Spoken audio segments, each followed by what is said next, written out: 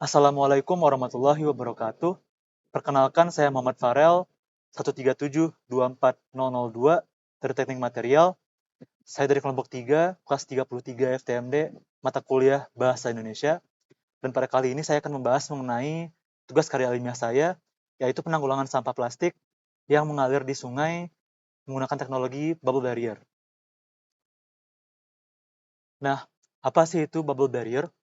Dalam bahasa Indonesia, bubble barrier itu adalah tirai gelembung udara. Apa itu? Saya akan jelaskan nanti.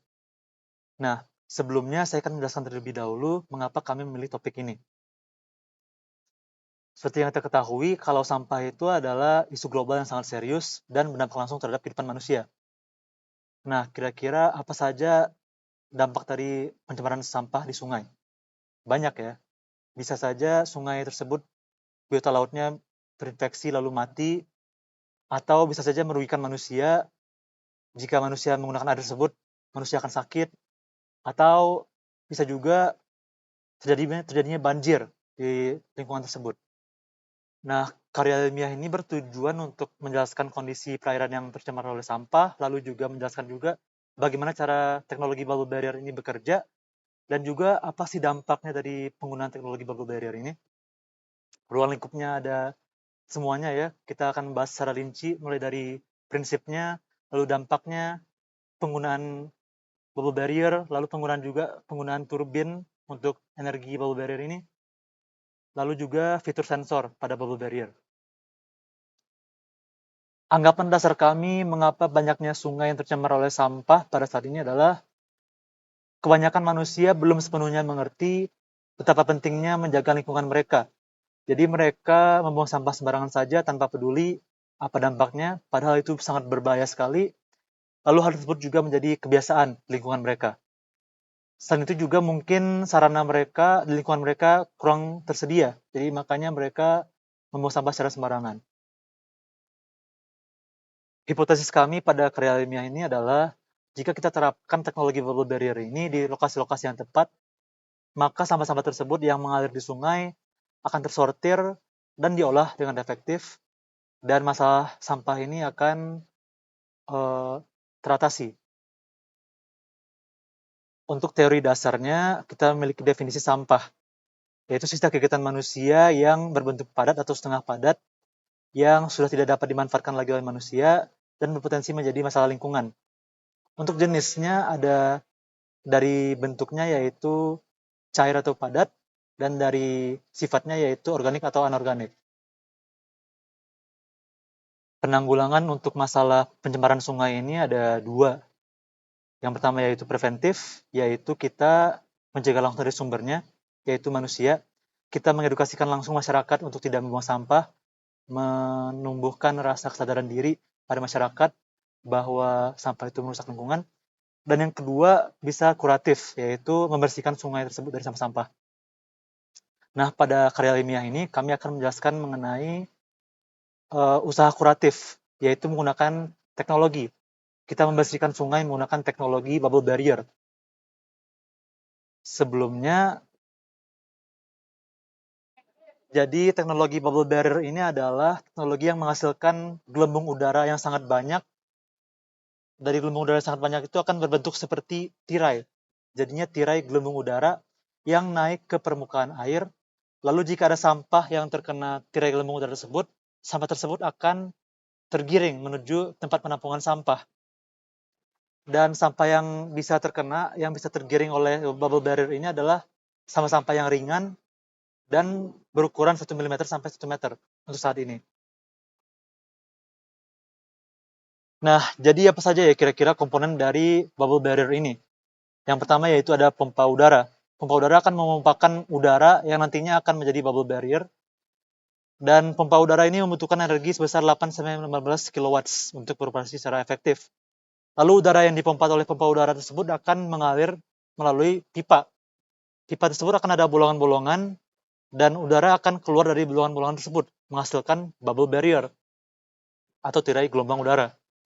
Nah, dari mana energi yang digunakan untuk memompakan udara tersebut?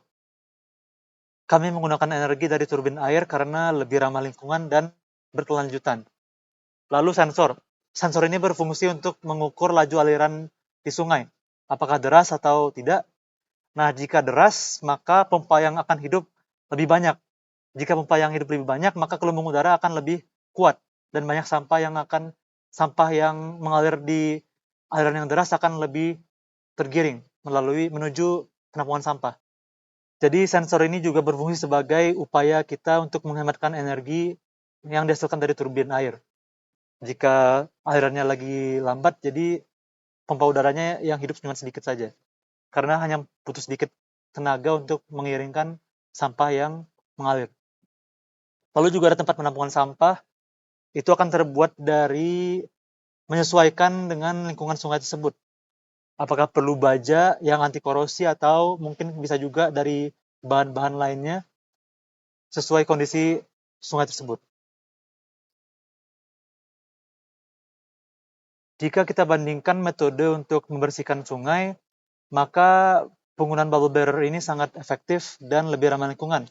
Karena contohnya saja jika kita menggunakan jaring-jaring untuk membersihkan sungai, maka jaring-jaring tersebut bisa saja menangkap ikan dan mengganggu kehidupan biota perairan sungai tersebut. Dibanding dengan jika kita menggunakan bubble barrier, maka gelembung-gelembung udara tersebut tidak akan mengganggu kehidupan di sungai tersebut. Dan bahkan gelembung udara yang dihasilkan pompa udara tersebut akan juga menambahkan kadar oksigen di sungai tersebut. Jadi ekosistem di sungai tersebut akan lebih sehat. Untuk aspek biayanya mungkin lebih mahal dibanding jaring-jaring karena ada pompa yang harus dibeli dan kompresornya dan pipa-pipanya. Tapi bubble barrier ini sangat berkelanjutan dan ramah lingkungan. Jadi sangat efektif. Lalu juga peran masyarakat ada juga, yaitu ketika sampahnya ditampung, maka masyarakat bisa membuang sampah tersebut ke TPA atau mendaur ulang sampah-sampah tersebut. Dan juga masyarakat bisa juga mengedukasi ke sekolah-sekolah mengenai sistem dari bubble barrier ini dan meningkatkan kesadaran masyarakat dan anak-anak mengenai pentingnya membuang sampah dengan benar. Nah, apakah bubble barrier ini efektif? Jadi menurut penelitian di Belanda bahwa dari penelitian thegreatbubblebarrier.com, mereka di sana di Harlingen, Belanda, dalam setahunnya sudah menangkap 4.000 kg sampah plastik dalam setahunnya. Dan juga di Vila do Conde, Portugal, mereka menangkap 1.000 kg sampah plastik dalam setahunnya. Dan disitu juga tertera bahwa sampah plastik yang ditangkap yaitu 86% dari seluruh sampah plastik yang melewati sungai tersebut. Jadi sangat efektif. Jadi kami menyarankan agar pemerintah daerah untuk bekerja sama dengan otoritas badan air setempat untuk mengimplementasikan teknologi bubble barrier ini. Dan juga kami menyarankan agar pemerintah bekerja sama dengan masyarakat supaya solusi ini bisa berkelanjutan dan juga berdampak panjang. Lalu juga kami menyarankan agar diadakannya penelitian lanjutan untuk mengevaluasi dan mengkaji lebih dalam efektivitas teknologi ini yang disesuaikan dengan situasi setempat. Jadi kesimpulan dari karya ilmiah ini adalah kita memerlukan solusi yang inovatif untuk mencegah pencemaran di sungai. Solusi seperti kebijakan pemerintah tidak cukup untuk mencegah masalah ini. Kita memerlukan teknologi seperti teknologi bubble barrier ini yang ramah lingkungan, efektif, dan juga murah. Cukup sekian dari saya. Saya harap teknologi bubble barrier ini bisa diterapkan di Indonesia. Apabila ada kesalahan, saya mohon maaf. Wassalamualaikum warahmatullahi wabarakatuh.